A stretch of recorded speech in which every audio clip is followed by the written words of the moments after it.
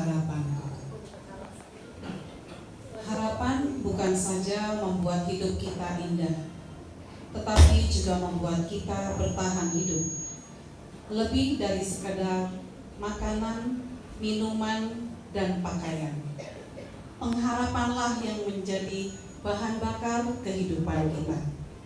Tanpa pengharapan, hidup kita seperti mobil yang kehabisan bensin, mogok.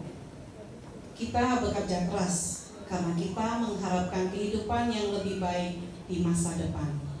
Kita membesarkan anak karena kita mempunyai pengharapan agar kelak ia menjadi anak yang baik. Kita pergi ke dokter ketika menderita sakit tertentu dengan harapan akan segera sembuh. Tanpa pengharapan, kita tidak dapat menjalani kehidupan ini. Tanpa pengharapan, hidup kita menjadi apatis, tanpa semangat. Bila kita putus pengharapan, maka kehancuran hidup membayang. Jika pengharapan memegang peranan sentral dalam hidup kita, dan kita tidak dapat hidup tanpa pengharapan, maka dari manakah sumber pengharapan itu? Dari manakah kita mendapatkan sumber pengharapan? Itulah yang terpenting di dalam kehidupan kita. Ketika pengharapan hilang, ada orang yang berpikir bahwa pengharapan itu bersumber pada diri sendiri. Kalau saya bertanggung jawab dengan kehidupan ini, maka saya selalu punya dasar untuk berharap pada diri sendiri. Keyakinan inilah yang membuat orang terus mengupayakan yang terbaik dari dirinya. Jadi yang terpenting di dalam hidup ini adalah berjuang yang terbaik. Namun bagaimana kita jika masalah yang muncul di dalam hidup ini justru berasal dari diri kita sendiri? Bukannya menjadi sumber pengharapan, kita malah bisa membuat kesalahan yang sangat fatal di dalam kehidupan ini. Ada orang yang terpilih bahwa pengharapan itu bersumber pada kebaikan hati orang lain. Kalau saya terus menjaga hubungan dengan orang-orang tertentu, maka saya bisa berharap banyak dari mereka untuk hidup saya. Jadi yang terpenting di dalam hidup ini adalah relasi dengan orang lain. Namun bagaimana jika masalah yang muncul di dalam hidup ini justru berasal dari orang lain yang selama ini kepadanya kita berharap? Bukannya menjadi sumber pengharapan, orang lain itu malah menjadi sumber masalah. Ada yang berharap pada apa yang disebut nasib. Sesuatu hal yang tidak jelas tentang apa yang diharapkan, sesuatu yang indah yang datang secara tiba-tiba. Misalnya, tiba-tiba mendapatkan hadiah, tiba-tiba naik pangkat, tiba-tiba sembuh, dan lain-lain. Berharap pada apakah kita pada nasib itu? Jika tidak jelas, bagaimana bisa menjadi sumber pengharapan? Ada orang yang berpikir bahwa pengharapan itu bersumber pada Tuhan. Namun ketika kita sadar bahwa masalah itu muncul karena pemberontakan kita kepada Tuhan, masih pantaskah kita berharap pada Tuhan? Bukankah ada keraguan yang menyelinap? Pantaskah kita berharap kepada Tuhan di tengah begitu banyak dosa dan kesalahan kita? Orang Israel sedang mengalami masalah besar. Mereka membutuhkan pengharapan untuk bertahan hidup. Masalah utamanya adalah kesalahan dan dosa mereka sendiri. Mereka berada di dalam pembuangan di Babel selama 70 tahun karena pemberontakan mereka terhadap Tuhan. Karena masalahnya terletak pada diri sendiri, maka mereka tidak dapat menjadikan diri mereka sebagai sumber pengharapan. Bagaimana dengan bangsa-bangsa di sekitar mereka? Justru bangsa-bangsa itulah yang menjadi sumber masalah bagi orang Israel. Bangsa Babel yang berkemah dan cakap berperang juga tidak dapat diandalkan. karena justru bangsa inilah yang menawan orang Israel. Mereka tidak dapat berharap pada bangsa lain. Berharap pada Tuhan, masih pantaskah berharap kepada Tuhan jika masalah yang mereka alami adalah hasil pemberontakan mereka kepada Tuhan? Ada saatnya di dalam kehidupan ini ketika kita dapat mengharapkan diri kita dan orang lain sebagai sumber pengharapan kita, karena disitulah justru sumber masalah kita. Tuhan pun terasa begitu jauh karena dosa dan pemberontakan kita sendiri kepadanya.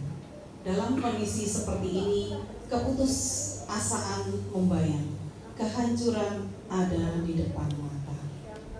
Firman Tuhan memberikan harapan. Di tebing kehancuran kehidupan orang Israel, firman Tuhan datang melalui Nabi Yesaya. Firman Tuhan yang memberikan kekuatan untuk bertahan. Tuhan berfirman, hiburkanlah umatku.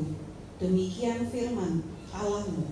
Tenangkanlah hati Yerusalem dan serukanlah kepadanya bahwa perhambaannya sudah berakhir, bahwa kesalahan telah diampuni, sebab ia telah menerima hukuman dari tangan Tuhan 2 kali lipat karena segala dosanya. Yesaya 40 ayat 1 dan 2. Inilah kabar baik yang puluhan tahun dinantikan.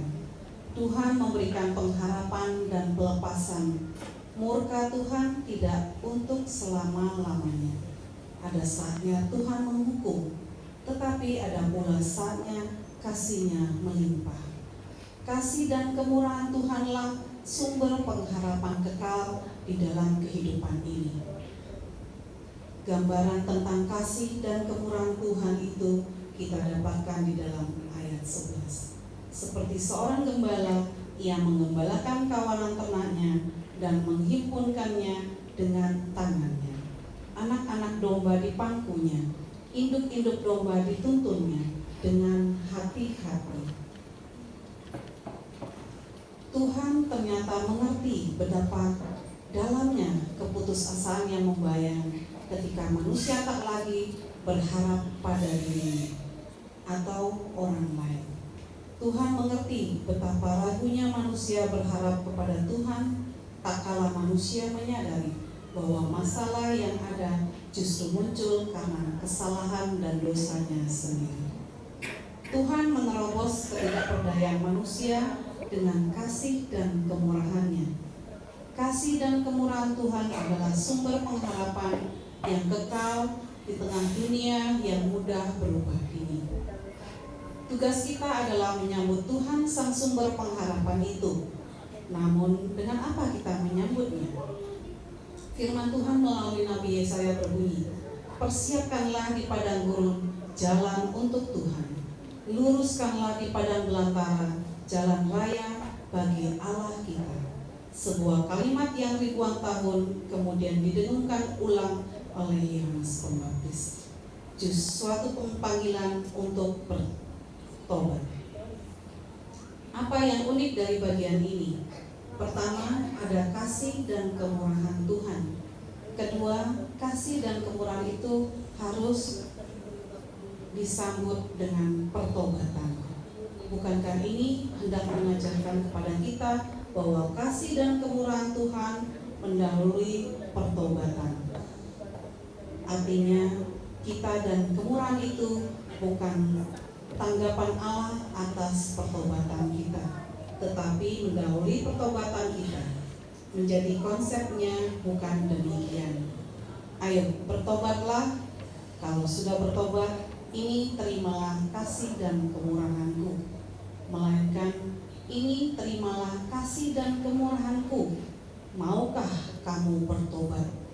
Sebuah konsep yang diilustrasikan Yesus lewat kisah seorang bapa yang berlari menyambut anaknya yang hilang, tanpa perlu ada interogasi, karena di mana dengan siapa, semalam berbuat apa. Bertobat bukan sekadar menyesal akibat dosa kita. Bertobat adalah setuju dengan Allah tentang hakikat sebuah perbuatan. Bertobat berarti kesediaan kita untuk mengakui bahwa kita tidak dapat menjalani kehidupan ini dengan kekuatan kita atau kekuatan relasi kita. Bertobat berarti setuju dengan Tuhan bahwa kehidupan ini harus dijalani bersama dengan Tuhan, Sang Sumber pengharapan. Bertobat berarti meyakini bahwa Tuhan dapat selalu menjadi sumber pengharapan, sementara manusia, diri kita, dan orang lain kadangkala mengecewakan. Benarlah kata firman Tuhan, beginilah firman Tuhan. Terkutuklah orang yang mengandalkan manusia, yang mengandalkan kekuatannya sendiri, dan yang hatinya menjauh daripada Tuhan. Yeremia 17 ayat 5. Berharaplah kepada Tuhan, karena Dia tidak pernah mengecewakan. Konkretkan pengharapan kepada Tuhan itu dengan mendekat kepada Tuhan sambil membawa pertobatan kita. Demikian renungan pada sore hari ini. Mudah-mudahan apa yang sudah kita dengarkan sungguh-sungguh kita pahami dan kita renungkan bahwa Tuhanlah sumber kehidupan kita. Amin. Amin.